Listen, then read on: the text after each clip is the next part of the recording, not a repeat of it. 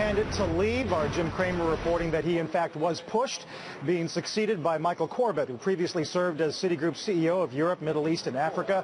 Joining us for the boss of all segments, what a doozy today. Bill George, current Goldman Sachs board member, a former chairman and CEO of Medtronic, and he joins us from Minneapolis. Bill, always good to have you. Good morning. Yes, Carl, this comes as a big surprise. I just like to take a little different perspective, particularly than Gilbert took. Yes, there are other perspectives. I don't have any inside information, either by serving on the Goldman board or by having talked to Vikram and his close associates. So your reporters have better late-breaking stuff than I have. But this comes as a huge surprise. It's not the way boards normally do this. Look, Vikram took over a nearly impossible situation, Carl, back in 2007. This bank has had severe problems for a long time. Of all the commercial banks, it was in the most trouble at that time. They didn't have a good risk management. They didn't have good IT systems. They have a weak U.S. position. And you'd had mixed management, to say the least. I mean, Jamie Dimon got forced out going all the way back by Sandy Weil. And this is all history, I know, but I think it's perspective on the job that Vikram had to do. And I don't think the comp stuff is fair either, because you can't count on how much he got when he sold his hedge fund as comp, and probably he got a one-time that first year. I think you got to look at it since then. I know it's a problem, but that's the board's responsibility. The board is a compensation committee. They're responsible for setting his comp. That's not Vikram. Vikram has brought this bank back and stabilized it and stabilized his management team, and I'm quite surprised that John Havens is going as well, because Mike Corbett may be an outstanding executive, but he wasn't signaled to do this. Which I think, Bill, I mean, you need to walk us through the machinery of boards and how they work. I mean, is it feasible? Is it reasonable to think this all really happened in the course of one day and was a surprise to not just perhaps Pandit, but everybody around him? Well, I'm sure the decision happened pretty quickly. I mean, normally you would announce this if you're going to do it at the time of third quarter earnings, or get it out a day or two ahead of third quarter earnings. Third quarter earnings, as Jim Cramer's pointed out, were not bad. I mean, you can look at the one-time write-offs, but that's a normal function right now, given the problems they have.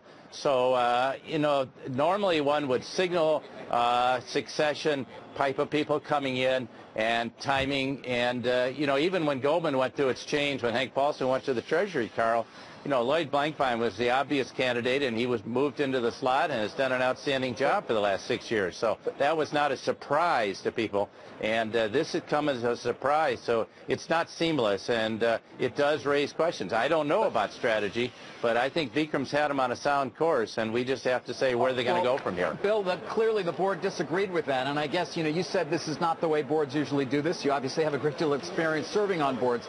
If the board, led by perhaps its chairman, disagrees with the strategy embraced by the CEO, what is the way that they should have gone about doing this?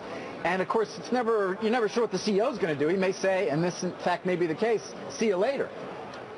Well, in this case, you probably take the board off-site. You do like a 2-day strategy review, Carl. You consider it. You make a decision, and if with that the CEO says, I don't agree with that, I want to resign, that's fine if that's what happened. But then you take a few months and you let it happen and be announced in due course, say like normally at the end of the year, or so the new CEO comes in for the next year. That's the normal way. I don't know anything about Citigroup board. I haven't talked to anyone there. They have an outstanding board, a lot of good board members, so I'm not being critical of the board. I just don't know, but I'm saying it's not the normal way things are done, and it's going to lead to a lot of uncertainty, I suspect, in the ranks, and that would worry me.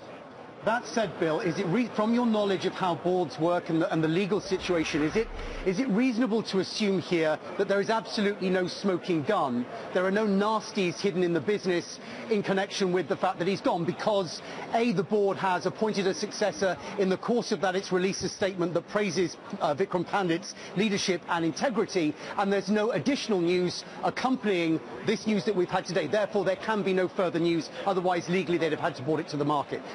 Is that reasonable? Right. Actually, Simon, legally, they had to bring it out with the third quarter earnings.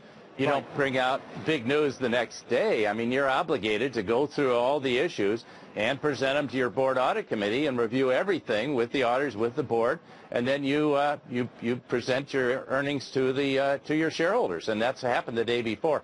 So I'm not suspicious about that. And by the way, the good news is Mike Corbett's been with the bank for almost 30 years, so they aren't just going outside casting around for a new CEO on the outside. They actually have someone from the inside who's highly experienced, apparently very well qualified. I don't know him personally. Apparently very well qualified. So they're fortunate to have someone to step into the breach. But I'm just saying it's not the normal way I would expect things to be done.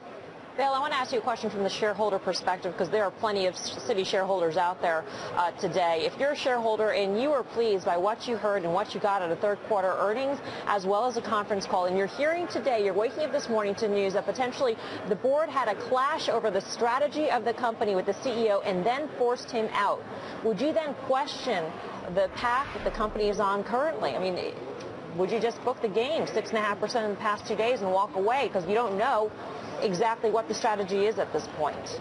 Well, I'm not a good one to advise shareholders, but I would say in this case, it's a wait and see. You don't know what happened. We don't know that the board forced him out. We don't know that strategy is changing. These are all speculation.